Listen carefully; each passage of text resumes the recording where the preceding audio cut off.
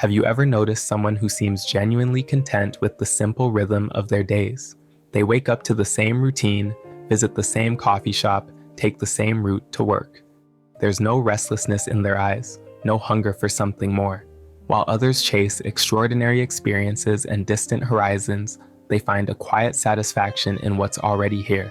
The warmth of morning light through a kitchen window, the familiar weight of a coffee cup in their hands, the predictable comfort of an evening at home. People who love their ordinary lives move through the world with a different tempo. You might notice them in small moments.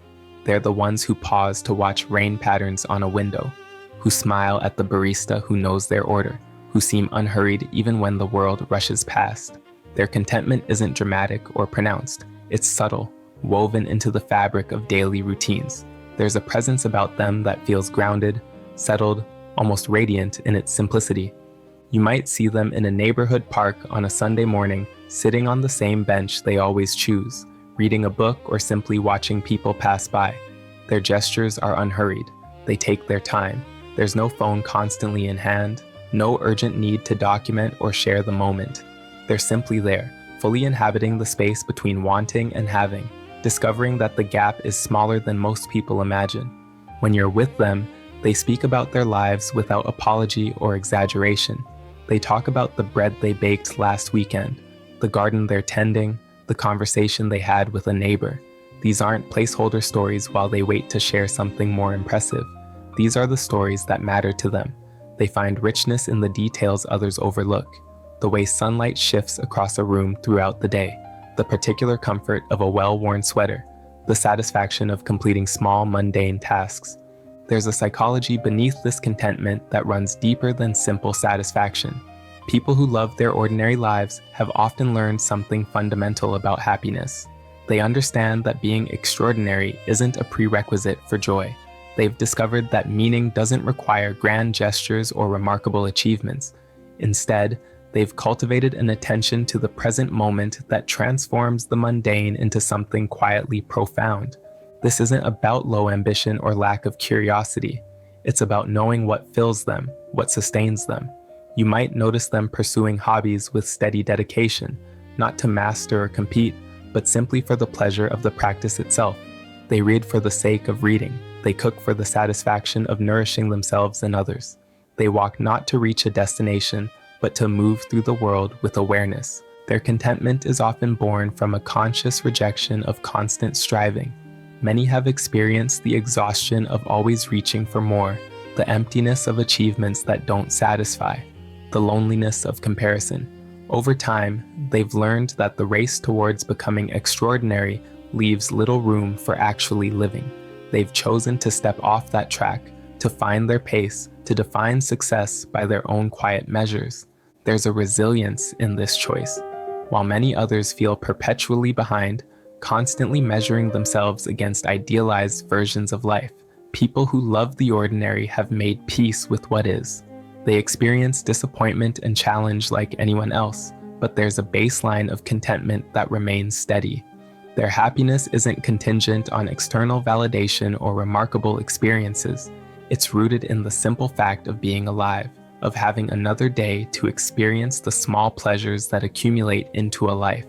You might notice them maintaining healthy friendships with remarkable consistency. They remember birthdays, check in regularly, show up for the mundane moments. Their relationships aren't performative or transactional. They're built on the accumulated trust of ordinary time spent together. Coffee on Tuesday mornings, phone calls that wander without purpose, comfortable silences that don't need filling. This pattern reflects a deeper understanding of time itself. People who love their ordinary lives recognize that days are the fundamental unit of existence, not milestones or achievements, but the thousands of unremarkable days that string together into a lifetime. They've learned to inhabit these days fully, rather than rushing through them towards some future moment of arrival.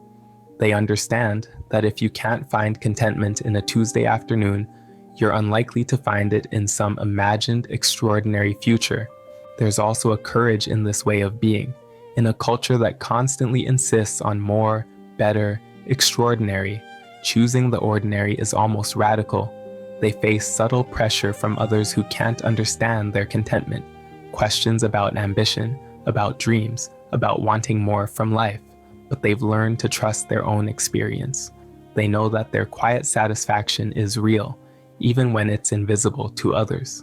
Sometimes you see glimpses of their inner world, a knowing smile when someone complains about routine, a moment of pure absorption while doing something simple, washing dishes or folding laundry, a contentment that radiates outward in small ways.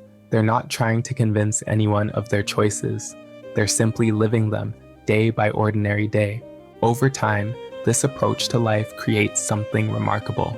While others exhaust themselves chasing extraordinary experiences, people who love the ordinary build something sustainable. Their lives have a depth that comes from knowing a place, a routine, a set of relationships intimately. They notice the subtle changes, the small progressions. They experience the satisfaction of continuity, of being woven into the fabric of daily life. Not everyone understands this psychology. Some see it as settling, as giving up on possibility. But those who live it know differently. They've discovered that ordinary life, fully inhabited, is extraordinarily rich, that attention and appreciation can transform the mundane into something sacred, that the deepest contentment often comes not from spectacular moments, but from the quiet accumulation of small good days. Ultimately, loving ordinary life is about presence. It's about being fully here, in this moment, in this life, without constantly wishing for something else. When you step back, it becomes clear that this reflects something profound about human happiness. The recognition that we already have what we need, that the life we're living, unremarkable as it may seem, is enough. People who embrace the ordinary aren't missing out.